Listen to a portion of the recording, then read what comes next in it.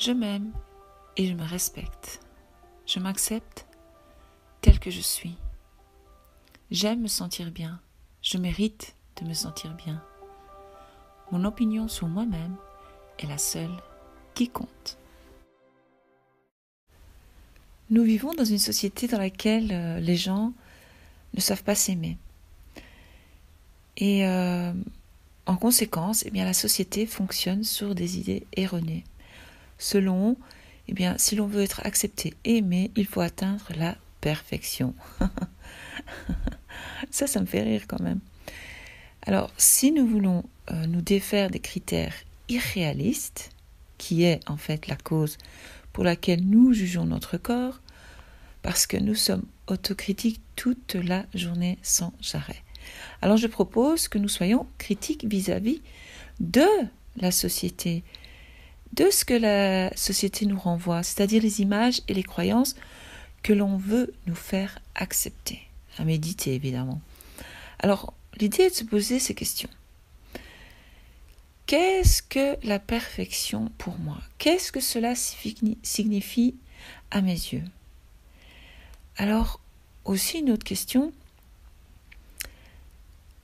est-ce qu'il est sain, d'accord, de croire ce que la société veut nous faire croire et considérer que seul ce type de personnalité ou de physique ou cela est parfaite?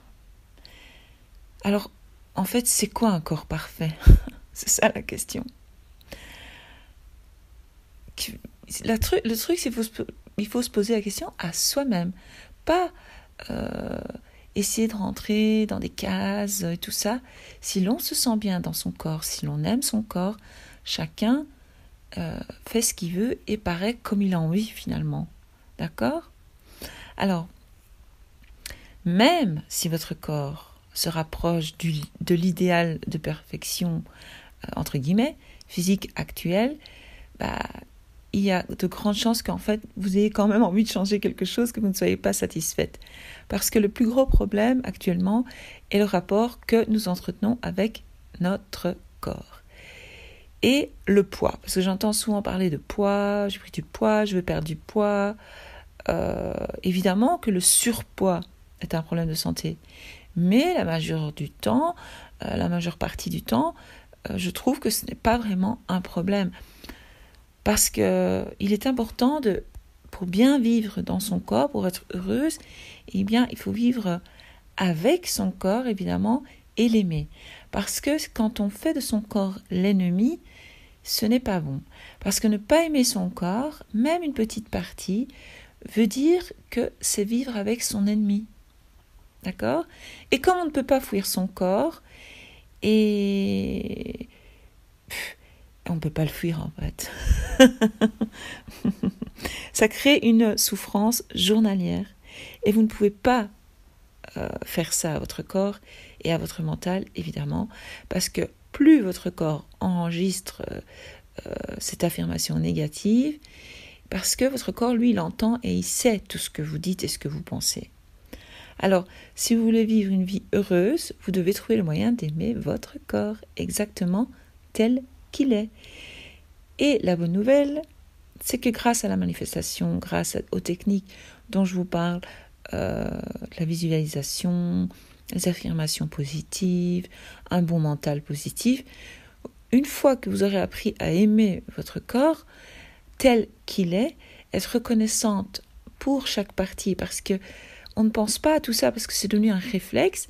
Tous les jours de notre vie, on se lève, on bouge, on fait plein de choses. Notre corps nous permet de faire plein de choses extraordinaires et nous n'en sommes même pas reconnaissantes.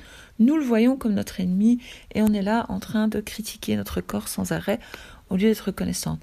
Parce qu'en fait, une fois que vous acceptez tel que vous êtes, que vous aimez tel que vous êtes, vous pouvez à ce moment-là, avec amour et compassion envers vous-même, changer certaines choses dans votre corps, et ça je vous expliquerai dans d'autres épisodes comment faire. Mais tout part toujours par la force de l'amour et de l'acceptation, évidemment.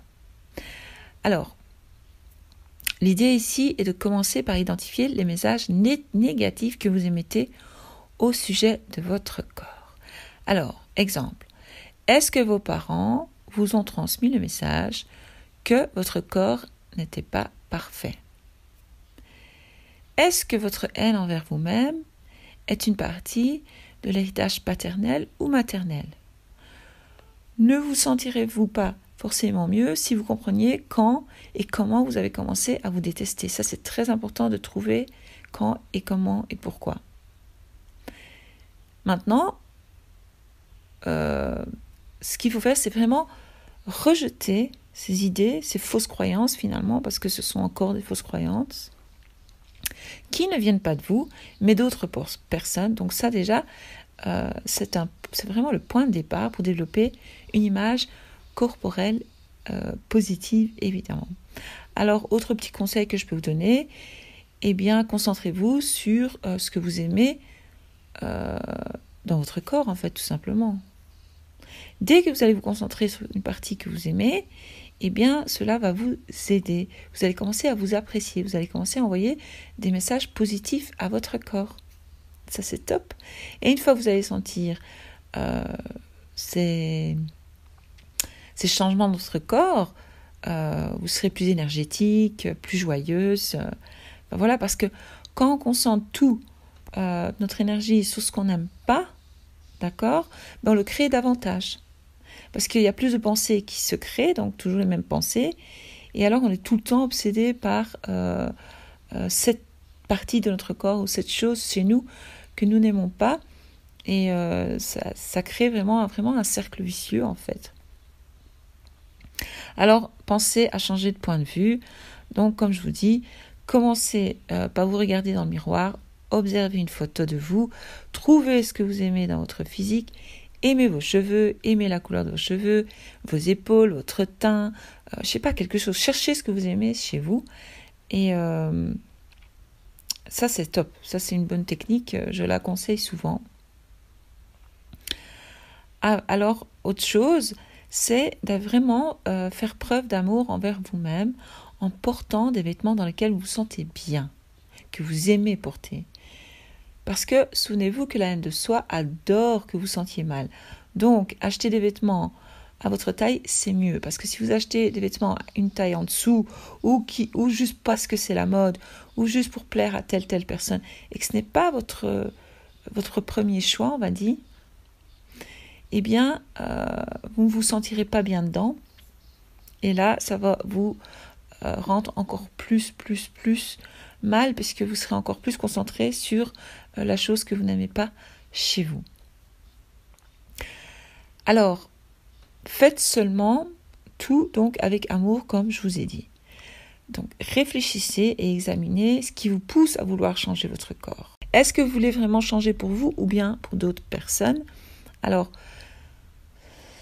ce n'est pas si grave de vouloir changer quelque chose en soi parce que c'est possible de le faire grâce à la manifestation, grâce au pouvoir des pensées, puisque vous créez votre réalité. Donc, mais il faut toujours faire avec amour, donc ça je vous le rappelle quand même. Alors, une bonne idée, chose que j'aime faire, c'est prendre des notes. Toujours noter. Donc dans votre journal, sortez vos cahiers, sortez vos feuilles. Vous allez dresser la liste de toutes les raisons d'être reconnaissante envers votre corps. Parce que, comme je vous ai expliqué au début, la reconnaissance est une vibration. Et la vibration est l'appréciation pure. Ça, c'est génial. Donc, c'est vraiment l'exact opposé de la haine. Puisque nous vivons chaque jour dans notre corps, l'idéal est que ça se passe bien. Alors, au moins une fois par jour, exprimez la reconnaissance que vous éprouvez pour votre corps. Certaines vont me dire « j'ai difficile, je n'y arrive pas ». Alors, cherchez les choses positives que vous aimez sur vous, donc sur votre corps, et vous remerciez votre corps pour ça, ces choses-là. Donc au soir, avant d'aller vous coucher, remerciez votre corps pour tout ce qui vous a permis de réaliser au cours de la journée. Ça, c'est top. Trouvez une activité physique que vous aimez vraiment faire. Alors, pourquoi il est important de trouver une activité physique que vous aimez et pas vous forcer à pratiquer une activité sportive que vous n'aimez pas, parce qu'après, ça va être désagréable, vous allez détester, ça va être Donc, trouvez vraiment un truc qui vous fait battre... Enfin, vous dites, ah ouais, ça, j'aime bien, ça, comme dirait, voilà, ouais, ça, je kiffe. Donc, l'importance de trouver une activité sportive que vous adorez faire va vous aider à arriver à votre but, si vous voulez. Parce que c'est un très très bon moyen de cultiver l'amour de soi. Donc, soyez vraiment à l'écoute de vos sentiments. Votre corps est programmé pour éviter la souffrance. Ça, c'est vraiment vrai. Donc, ce que vous faites génère de la souffrance au point que vous mettez à le détester, ce corps. D'accord ?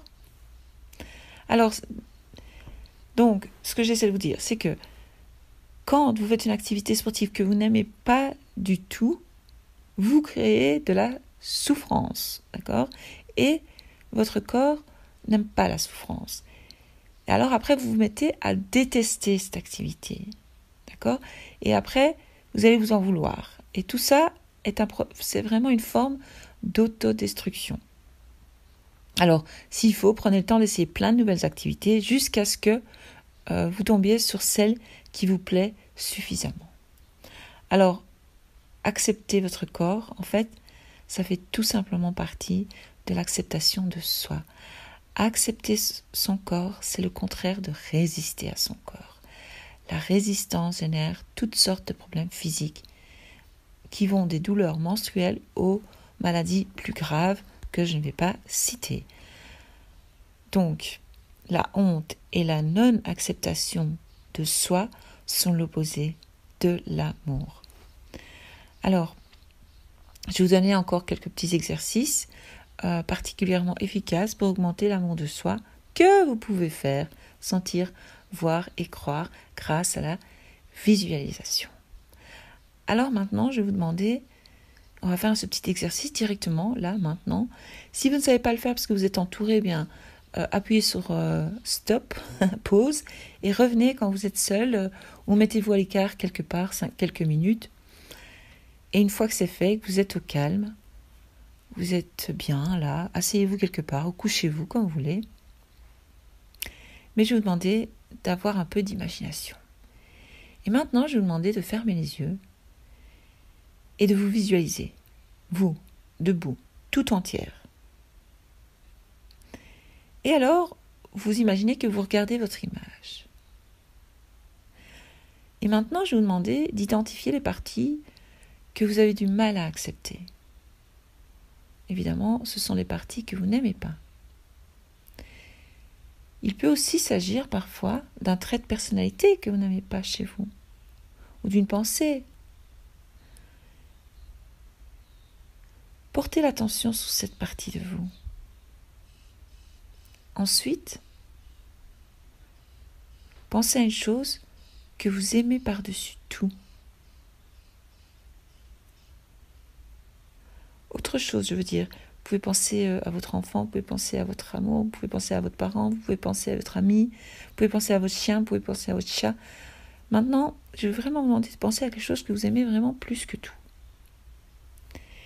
Et quand vous ressentez intensément cet amour, je vais vous demander de le projeter, de l'imaginer, donc que vous projetez cet amour sur la partie du corps que vous aviez choisie il y a 2 minutes, celle que vous avez du mal à accepter. Alors vous pouvez imaginer cet amour prendre différentes formes, comme une lumière qui imprègne cette partie en profondeur.